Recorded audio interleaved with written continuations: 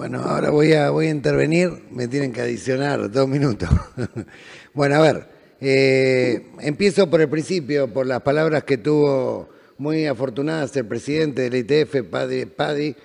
cuando comenzó este coloquio ayer, y dijo que nunca se hubiera imaginado estar debatiendo estos temas en este lugar, y que hay cosas que estaban cambiando en el mundo y que una señal inequívoca de esos cambios era que los trabajadores estuvieran acá. Efectivamente, es la primera vez que hay en esta aula, en esta sala, un congreso de trabajadores tan masivo,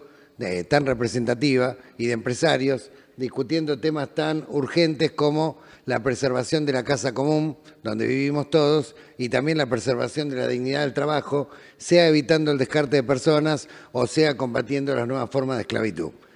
Esto está directamente relacionado con el magisterio de Francisco, que tiene como programa las bienaventuranzas, que tiene como ejemplo a San Francisco de Asís y que por supuesto promueve que tengan voz todos los que hasta ahora no tenían voz. Así que estamos todos emocionados de estar acá y de que mañana seamos reconocidos por el Santo Padre, pero para él es una reivindicación estar siempre del lado de los trabajadores, estar siempre del lado de aquellos que pelean por la dignidad humana y obviamente la importancia de este encuentro así lo amerita.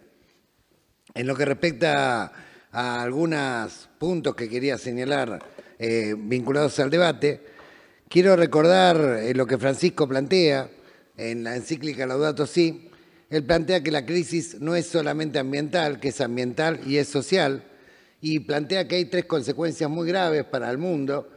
producto de este sistema basado en el dios dinero, producto de este sistema basado en el paradigma tecnocrático. Una tiene que ver con el clima, las consecuencias del cambio climático, la contaminación y todo lo que aquí ya se ha desarrollado. Otro tiene que ver con la cultura del descarte. La cultura del descarte son la sistemática pérdida de fuente de trabajo al calor de un crecimiento tecnológico que está controlado solamente por aquellos que buscan la maximización de la ganancia y no el bienestar de la comunidad de conjunto. Y la tercera cuestión tiene que ver con las nuevas formas de esclavitud. Precisamente la gente que es descartada cae en una situación de extrema vulnerabilidad y por lo tanto es presa de ser captada por estas redes, digamos que después las utilizan y las reducen a la servidumbre a través de la trata laboral, la trata sexual, el tráfico de órganos, la explotación infantil y todas las prácticas que aquí se han desarrollado bastante bien. Francisco parte de la base de que somos todos hermanos, de que somos hijos de Dios y que estamos de paso por esta tierra y que la función que tenemos es dejar las cosas mejor de lo que la encontramos. Y plantea que la reconstrucción de un mundo nuevo, de una nueva solidaridad universal, depende de restablecer 3 relaciones. La primera, la relación de los hombres entre sí, como hermanos. La segunda, la relación de los hombres con la naturaleza, como su casa común, como aquello dado, digamos, por Dios para que lo cuidemos, lo custodiemos y lo entreguemos a las próximas generaciones lo mejor posible. Estas relaciones entre hermanos, con la casa común y con Dios, estas 3 relaciones son las que Francisco plantea que hay que restablecer. Por eso no se puede pensar simplemente la cuestión de reducir las emisiones, digamos, de reducir los efectos, digamos, del cambio climático o la utilización de combustible basada en restos fósiles como una cuestión separada de la cuestión social, ¿sí? Porque si no estaríamos pensando una especie de casa común, ¿sí?, para un grupo muy pequeño, ¿sí?, que no tiene en cuenta la dignidad del trabajo. Acá se han planteado algunas dicotomías, por ejemplo, que la automatización podía conducir a una reducción efectiva, digamos, de las emisiones y también podía ayudar a reducir los accidentes, pero no se logró demostrar que también ayudara a preservar la dignidad del trabajo. Y hay que preservar las 3 cuestiones. Y hay que hacer un equilibrio entre la cuestión ambiental y social, y ahí es donde entra a jugar la importancia que tiene que exista un diálogo permanente, un encuentro permanente entre todos los sectores de la sociedad en el cuidado de la casa común y en el restablecimiento de esas 3 relaciones. Antes de hacer propuestas concretas, quería recordar algunos puntos que plantea textualmente Francisco en el Laudato Si vinculados al tema de la tecnología. En el punto 4 del Laudato Si, Francisco plantea que los progresos científicos y técnicos y el crecimiento económico, si no van acompañados por un auténtico progreso moral y social, se vuelven contra el hombre. Moral y social. Después, en el punto 109, Francisco sostiene: algunos afirman que la tecnología resolverá todos los problemas ambientales, así como otros creen que el crecimiento del mercado resolverá el hambre y la miseria del mundo. De este modo sostienen que la maximización de beneficios es suficiente, pero el mercado no garantiza el desarrollo humano integral e inclusivo. En el punto 114, Francisco plantea: es urgente una revolución cultural. La ciencia y la técnica no son neutrales. No se trata de volver a la época de las cavernas, pero hay que aminorar la marcha, recoger los avances positivos y sostenibles y a la vez recuperar los valores y los grandes fines humanos arrasados por el desenfreno megalómano. En el punto 119, Francisco sostiene: no podemos sanar nuestras relaciones con la naturaleza si no sanamos las relaciones básicas entre seres humanos. En el punto 128, también vuelve a hablar de la técnica y dice: no debe buscarse que la tecnología reemplace al trabajo, porque el trabajo es una necesidad y parte del sentido de la vida en esta tierra. Por eso, la ayuda a los pobres con subsidios debe ser provisoria. Lo correcto es permitirles una vida digna a partir del trabajo.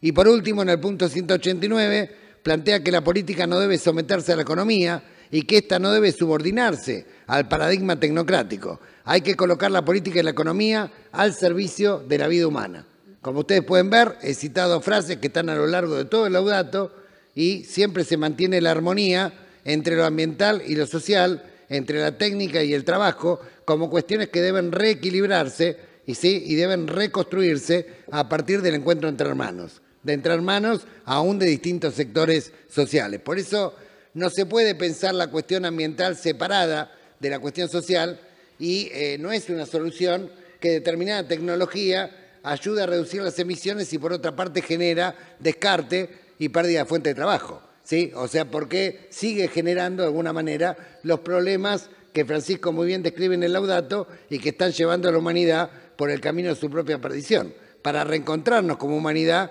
obviamente hay que resolver todas estas cuestiones y esto requiere de diálogo, esto requiere de encuentro y se me ocurre que hoy no lo vamos a resolver, pero podemos encontrar una buena fórmula para tratar de resolverlo, que me parece que podría estar en la declaración, y es promover que en todos los estados, a través de la OIT, a través de Naciones Unidas y a través de la declaración misma que hoy podamos firmar, promover que existan arbitrajes obligatorios tripartitos en todas las cuestiones en las que hay cambios tecnológicos que impliquen, ¿sí?, consecuencias para el ambiente o consecuencias para la fuente de trabajo. ¿Qué significa esto? Bueno, que frente a cambios tecnológicos que hacen cambiar cualitativamente la estructura de determinada rama de la producción, tiene que haber un diálogo entre el Estado, entre los empresarios y entre los trabajadores y tiene que haber un consenso que permita un equilibrio, ¿sí?, entre los intereses del Estado que tiene que bregar por el bien común, los intereses de los trabajadores que tienen que preservar su fuente de trabajo y los intereses de los empresarios que a su vez quieren dinamizar su propio emprendimiento y están en todo su derecho. Pero hay que buscar ese equilibrio y ese equilibrio puede ser a través de una especie de arbitraje en el cual de alguna manera frente a estos cambios tecnológicos que están transformando profundamente la estructura productiva, no se produzcan consecuencias no deseadas para el ambiente o en relación, digamos, a la fuente de trabajo. Por lo tanto, pensamos que el desarrollo tecnológico tiene que tener control comunitario y pensamos también que debe discutirse dentro del marco de ese diálogo, de ese arbitraje, algunas soluciones que se están debatiendo en otros países. Por ejemplo, ustedes saben que en algunos países escandinavos se acaba de aprobar el reparto de las horas de trabajo sin reducir los salarios ante el incremento de cambios tecnológicos en las ramas productivas. Saben también que en Corea del Sur se ha discutido el banco de horas frente a esta cuestión. Es decir, hay varios países en los cuales se ha empezado a debatir qué hacer de alguna manera o cómo preservar la fuente de trabajo frente a un incremento, digamos, o cambios tecnológicos que le aumentan de manera importante la rentabilidad de los empresarios, pero que también tiene que contemplar que no alteren sustancialmente las condiciones de trabajo o la preservación de la fuente de trabajo, que es la esencia de la dignidad de las personas. Y en esto hay que tener cuidado, y lo he planteado en esta academia, y ha sido un poco polémico, se lo he planteado a los funcionarios del Fondo Monetario Internacional, porque el Fondo Monetario Internacional en los últimos meses ha planteado que ahora tiene un nuevo enfoque, que tiene un enfoque social, que tiene un enfoque de alguna manera contemplativo de la realidad social, y lamentablemente el experimento lo están haciendo en la Argentina, donde han asignado la deuda más importante de todo el planeta, 57.000 millones de dólares recientemente, y cuando se refieren a enfoque social significa que piden el ajuste que habitualmente le piden a los países subdesarrollados, pero además esta vez habilitan la distribución de subsidios, digamos, para las personas que van quedando desocupadas, producto de las propias políticas que el Fondo Monetario auspicia. La apertura irrestricta de importaciones, la destrucción del mercado interno, la reducción de la planta estatal con el despido masivo de trabajadores. Entonces, ¿qué plantea el Fondo Monetario? ¿Qué es lo diferente de lo que planteaba antes a lo que plantea ahora? Es que ahora plantea que todos los descartados tengan un subsidio, ¿sí? Y ese subsidio se prolonga a lo largo del tiempo, donde sin esperanza no van a conseguir trabajo jamás y viven en una especie de apartheid. No podemos permitir una casa común donde haya, por un lado, un grupo cada vez más rico y, por otro lado, un grupo de personas casi en condición de mutantes, viviendo, digamos, en la periferia, en completa situación de descarte, con una limosna, digamos, que no le da ningún tipo de dignidad. El ganarás el pan con el sudor de tu frente es una máxima que está en todos los textos, digamos, religiosos, cualquiera sea la religión que profese cada uno, y que tiene que ver con la esencia de la dignidad de las personas. Por lo tanto, no podemos permitir que ese sea el porvenir o el enfoque social que se nos pretenda plantear. O sea, se tiene que buscar la manera comunitaria de reformatear la sociedad para que tenga centro en los hombres y mujeres, ¿sí? Y donde, sin perder rentabilidad o sin perder de ganar alguna rentabilidad al empresario, pueda garantizar a su vez que se preserve la fuente de trabajo. Esa es de alguna manera la condición, ¿sí? O sea, la propiedad privada, ¿sí?, se la respeta en la medida en que contribuya al bienestar general. Eso es un principio elemental de la doctrina social de la Iglesia que Francisco vuelve de alguna manera a recordar en estos tiempos. Otra cuestión tiene que ver con las cuestiones vinculadas al tráfico humano, a la nueva forma de esclavitud, donde aquí se ha planteado muy bien, lo han planteado los empresarios, lo han planteado los trabajadores, que debe revisarse la cadena de valor, ¿sí? O sea, la cadena de valor para buscar el origen de los componentes, de las piezas, y tratar de evitar, digamos, que se fabriquen productos con piezas o con artículos que tengan origen en el trabajo infantil, el trabajo forzoso o el trabajo esclavo. También podríamos adherir a lo que ya adhirieron alcaldes, lo que ya adhirieron líderes religiosos, lo que ya adhirieron gobernadores, que es considerar que este encuentro considere a la trata de personas, en cualquiera de sus formas, laboral o sexual, como delito de lesa humanidad, es decir, imprescriptible, gravemente, y que promovamos en todos los países que esto figure de alguna manera en la legislación. También podemos sostener, acá el compañero de Dinamarca, no está ahora, el compañero de Dinamarca cuando planteó el ejemplo de la explotación feroz que estaban sufriendo trabajadores filipinos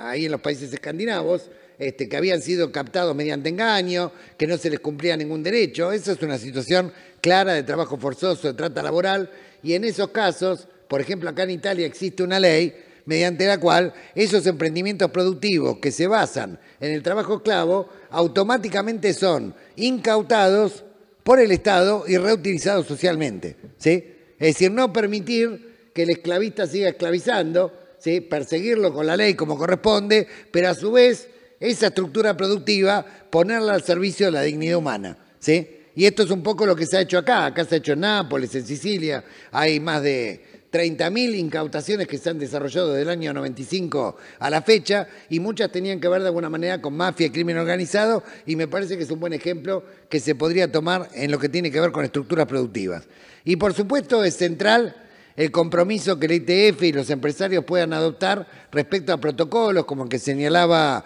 el compañero de aeronáutico, Pablo Orey, y otros compañeros más, protocolos de alguna manera para denunciar, para prevenir la trata de personas en cualquiera de sus formas. Esto sería bueno que se lo socialice, se lo masifique y se trabaje integralmente con organizaciones de la sociedad civil que vienen también combatiendo, digamos, este flagelo en diversas partes del mundo, porque la verdad que la colaboración de este sector del transporte tan clave, digamos, para combatir la trata de personas sería decisiva para poder de alguna manera erradicar este tipo de delitos. Por lo tanto, me parece que un compromiso que adopten tanto empresarios como trabajadores en esta dirección sería extraordinariamente positivo para la humanidad. Ya estoy terminando. Bueno, en definitiva, acá se han planteado varias cuestiones, como por ejemplo priorizar el transporte público para evitar, digamos, que sigan multiplicándose autos que se basan en petróleo, que traen emisiones, y seguramente un montón de cuestiones que estarán contempladas tanto en el borrador que ha acercado la Federación Sindical del Transporte como el que han preparado los compañeros de la academia, pero centralmente quería agregar estos elementos de que la tecnología es buena en la medida en que tenga un control comunitario, en la medida en que preserve la fuente de trabajo y que tenemos que restablecer efectivamente el equilibrio entre hermanos, el equilibrio con la casa común, el equilibrio con Dios, y para restablecer este equilibrio, sinceramente, no podemos tomar segmentadamente una cuestión o la otra, sino que la tenemos que abordar de un modo integral. Gracias.